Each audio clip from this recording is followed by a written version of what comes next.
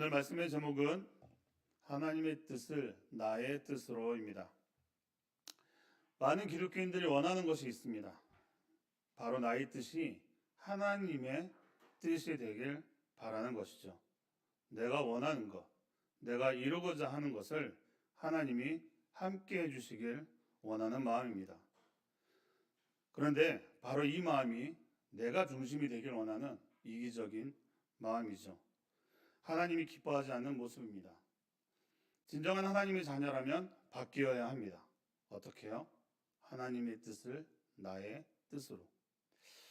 여러분, 하나님의 뜻이 무엇입니까? 여러분에게 어떤 분이 하나님의 뜻이 뭐예요? 저는 잘 모르겠어요 라고 질문을 한다면 여러분은 어떤 대답을 들으시겠습니까?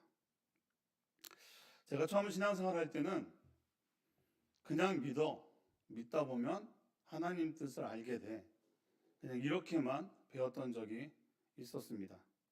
그런데 그렇게 믿어지시던가요? 저는 궁금증이 더 생기더라고요. 나의 삶 가운데 일어나는 이 모든 일들이 하나님의 뜻은 어디에 있을까? 그리고 나는 과연 하나님의 뜻대로 살아가고 있는가라는 생각이 들더라고요. 여러분들은 그런 질문을 던져보신 적이 없으신가요? 아직 하나님의 뜻이 명확치 않는데 그 뜻을 나의 뜻으로 받아들여야 한다 말합니다. 그럼 우리는 하나님의 뜻을 좀 더 명확히 알아가야 할 것 같습니다. 여러분, 오늘 본문 말씀에서 하나님의 뜻이 무엇이라고 말하나요? 바로 우리의 거룩함이라 말합니다. 거룩함이 하나님의 뜻이라면 나의 뜻도 우리의 뜻도 거룩함이어야 한다는 겁니다. 여러분, 거룩이 무엇입니까? 거룩은 예수의 생명이 나에게 들어온 것입니다. 예수의 생명이 들어온 우리는 이전의 삶과 다른 삶을 살아야 한다는 것이죠. 바로 죄와 구별된 삶을 살아야 한다는 겁니다. 다시 말해 거룩은 하나님과의 올바른 관계 안으로 들어오는 것을 말합니다. 히브리서 10장 10절에 이렇게 말하고 있습니다. 예수 그리스도의 몸을 단번에 들으심으로 말미암아 우리가 거룩함을 얻었노라. 우리는 예수 그리스도를 통해 하나님의 거룩에 참여하게 됩니다. 우리의 어떤 열심과 행위로 거룩해지는 것이 아니라 그리스도의 속죄와 성령의 거룩하게 하심으로 거룩하게 된다는 것입니다. 오늘 본문 말씀에서 사도 바울은 왜 데살로니가 교인들에게 이 편지를 썼을까요? 오늘 묵상 구절에 나오지 않은 단어가 있는데 바로 뒷부분에 음란을 버리고입니다. 이 말은 거룩과 대비되는 것이 바로 음란, 바로 죄라는 것이죠. 그리고 음란은 우상입니다. 하나님보다 앞서는 것. 그것이 우상이며 음란이라는 죄입니다. 문제는 데살로니가 교인들이 그 음란에 참여하고 있기 때문에 구원받은 백성들이 죄와 구별된 삶을 살고 있지 않기 때문에 사도 바울은 이 편지를 썼던 것이죠. 이 편지가 향하는 데살로니가 지역은 성적으로 굉장히 문란한 시대를 살아가고 있었습니다. 문제는 성적으로 문란한 이 음란의 분위기를 너무나도 당연시 받아들이고 있었다라는 것이죠. 그런 분위기에서 데살로니가 교인들이 살아가고 있었던 것입니다. 그래서 사도 바울은 그들에게 하나님의 뜻을 제시하면서 첫 번째로 성결한 삶을 권면했던 것입니다. 그리스도인의 몸은 성령이 거하시는 거룩한 전이기 때문에 그 몸으로 음란을 행하는 것은 성전을 더럽히는 큰 죄가 된다고 생각했기 때문입니다. 그래서 고린도전서 우리 6장 18절에서 20절 말씀을 함께 좀 봤으면 좋겠는데요. 고린도전서 6장 18절에서 20절입니다. 신약성경 270페이지. 우리 한 목소리로 함께 합독하겠습니다. 시작. 음행을 피하라. 사람이 범하는 죄마다 몸 밖에 있거니와 음행하는 자는 자기 몸의 죄를 범하느니라. 너희 몸은 너희가 하나님께로부터 받은 바 너희 가운데 계신 성령의 전인 줄을 알지 못하느냐. 너희는 너희 자신의 것이 아니라 값으로 산 것이 되었으니 그런즉 너희 몸으로 하나님께 영광을 돌리라. 아멘. 성경은 분명히 말하고 있습니다. 예수 그리스도의 생명이 들어간 우리의 몸은 성령이 전이기 때문에 죄로부터 구별된 삶을 살아야 한다고 말이죠. 여러분, 서두에 거룩이 무엇이라고 말씀드렸습니까? 예수의 생명이 나에게 들어왔음을 말합니다. 내 안에 예수의 생명이 들어온 성도의 삶은 예수님처럼 살아가려는 구별된 삶을 살아가야 한다는 겁니다. 다시 말해 예수님과 하나됨의 의미가 무엇인지를 깨달아가는 그 삶을 살아야 한다는 것이죠. 구약시대에 하나님의 사람으로 구별된 삶을 살아간 다니엘과 그 친구들이 생각이 났습니다.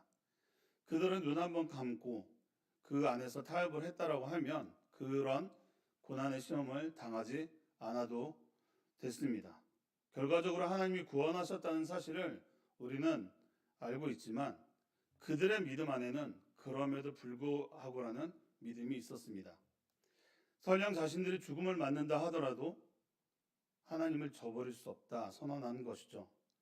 하나님을 아는 자들의 구별된 삶입니다. 이것이 우리 안에 일어나는 거룩함의 변화입니다. 예수님의 생명이 들어온 자, 구원받은 자는 그 삶이 변할 수밖에 없다라는 것이죠. 왜냐하면 우리가 주님과 하나 된다라는 건 주도권이 이제 성령 하나님께 맡겼다라는 선언이기 때문입니다. 내가 아닌 성령 하나님께 주도권이 있다는 것이죠. 오늘 묵상에서 그 거룩함이 무엇인지를 더 집중적으로 말하고 있습니다. 챔버스 목사님이 말합니다. 문제는 하나님께서 나를 거룩하게 하실 것인가가 아니라 하나님의 뜻을 나의 뜻으로 삼을 것인가입니다. 구속이 위해 가능하게 된 모든 것을 하나님께서 내 안에 행하시도록 기꺼이 허락합니까? 라고 질문을 합니다. 무엇을 말하나요? 내 안에 예수의 생명이 들어왔으니 이제 하나님께서 원하는 거룩한 삶을 살 것인가 묻고 있는 것입니다. 그리고 계속해서 이렇게 묻고 있습니다. 예수님께서 나에게 거룩이 되게 하고 예수님의 생명이 나의 육신의 삶 가운데 나타나도록 하겠습니까? 오, 나는 거룩하기를 원합니다. 라고 말하는 것을 주의하십시오. 당신은 말로 거룩해지는 것이 아닙니다. 원하는 것을 멈추지 말고 실제로 거룩하게 하는 사건이 일어나게 하십시오. 라고 말합니다. 챔버스 목사님은 거룩은 말로 되는 것이 아니고 실제의 삶에서 나타나야 한다라고 말하고 있습니다. 많은 크리스찬들이 나는 거룩한 사람이야. 예배에 빠지지도 않고 매일 찬양을 부르고 매일 기도하고 있어. 그렇기 때문에 나는 거룩한 사람이야. 이렇게 말합니다. 여러분, 이렇게 말하면 거룩한 사람입니까? 적어도 우리 새움누리교회 성도님들하면 이것이 아닌 것을 알고 있습니다. 왜냐하면 이 모습만 있다면 그 사람은 종교인의 모습으로 살아가고 있다는 것을 알고 있기 때문이죠. 뭐가 빠졌나요? 거룩은 내 의지나 내 노력이 아닙니다. 맞죠? 예수 그리스도의 거룩에 들어온 우리는 성령 하나님께서 거룩한 자는 어떻게 살아야 하는지를 알려주시는 그 삶을 살아가야 한다는 것이죠. 그 삶이 우리의 일상에서 나타나야 한다는 겁니다. 물론 성도는 성경을 많이 봐야 합니다. 기도도 많이 해야 합니다. 예배는 당연히 참석해야 합니다. 그러나 그것이 나의 유익을 위해서라면 그냥 율법주의적인 생활만 하는 종교인이라는 것입니다. 성도라면 거기서 더 나아가 예수 그리스도가 나타나야 한다는 것이죠. 일상의 삶에서 그 거룩이 나타나야 하기 때문입니다. 죄로부터 구별된 삶, 내가 있는 곳에서 나를 통해 예수님이 나타내 보여져야 한다는 것이죠. 가정에서, 직장에서, 그리고 교회에서 우리의 모습을 통해 그리스도의 향기가 드러날 때 믿지 않는 자들이 하나님을 궁금해하고 하나님을 바라본다라는 겁니다. 그런데 많은 사람들이 나는 거룩해지고 싶다라고 말하지만 실제 삶의 자리에서 하나님이 원하시는 거룩함의 순종의 자리에는 나아가려 하지 않는다는 것이죠. 왜 그럴까요? 그 거룩이 하나님이 아니고 나이기 때문입니다. 제가 오늘 이 묵상을 통해서 가장 감명을 받은 그리고 은혜가 됐던 표현이 바로 빈손 들고 갑니다라는 표현입니다. 사랑하는 성도 여러분, 우리가 하나님 앞에 설 때 우리가 무엇을 가지고 나아갈 수 있겠습니까? 우리의 선행입니까? 우리의 열심입니까? 아닙니다. 하나님 앞에서는 그 어떤 것도 자랑할 수가 없습니다. 그래서 우리는 이렇게 고백할 수밖에 없는 것이죠. 빈손 들고 갑니다. 이 고백은 단순한 감정의 표현이 아니라 믿음의 본질을 나타내는 신앙의 고백입니다. 찬송가 494장의 가사에 보면 이 문장이 들어있습니다. 우리가 말씀 위에 부르겠지만 3절 가사에 보면 빈손 들고 앞에가 십자가를 붙드네라고 써 있습니다. 여러분, 나의 손에 무엇이 들려져 있다면 십자가를 붙을 수 없습니다. 빈손이어야만 붙잡을 수 있다라는 것이죠. 그럼 여러분들에게 묻고 싶습니다. 여러분들의 손에는 무엇이 들려져 있습니까? 십자가를 붙들 수 있는 그 빈손을 가지고 예수님께 나아가고 있습니까? 우리가 해야 하는 일들은 우리의 모든 것을 내려놓고 그분 앞에 빈손으로 서는 것입니다. 그 빈손을 믿음으로 내밀 때 하나님은 하나님의 방법으로 우리의 빈손을 채우신다는 겁니다. 그것이 은혜입니다. 주님 빈손 들고 나아갑니다. 나의 거룩은 오직 예수 그리스도입니다. 그때 하나님의 은혜는 우리의 삶에서 실제가 되고 거룩의 열매가 우리의 삶 가운데 드러나게 될 것입니다.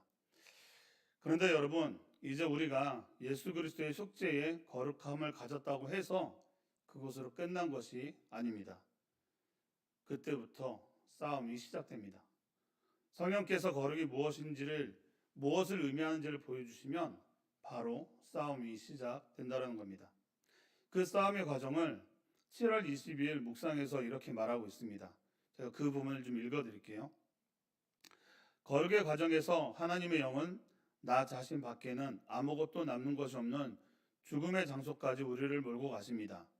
기꺼이 친구도 부모도 형제도 나의 유익도 구할 수 없는 단지 죽음만 기다리는 나 자신이 되겠습니까? 이것이 바로 거룩의 조건입니다. 따라서 예수님께서 내가 화평이 아니요 검을 주러 왔노라고 말씀하신 것은 당연합니다. 거룩의 이 지점이 바로 싸움이 시작되는 곳입니다. 그러나 우리 대부분의 사람들이 실패하는 곳입니다. 라고 말합니다. 다시 말해 우리의 이 싸움의 과정 안에서는 하나님은 나를 홀로 남겨주신다는 겁니다. 그것을 직면하게 하신다는 겁니다. 나밖에 없는 죽음의 장소까지 몰고 가신다는 겁니다. 여러분, 그런데 그때가 은혜인 것입니다. 왜냐하면 그때 나를 볼 수 있기 때문입니다. 나를 직면할 때 나는 예수님이 아니면, 그 십자가가 아니면 나는 아무것도 아니라는 것을 깨닫게 되더라고요.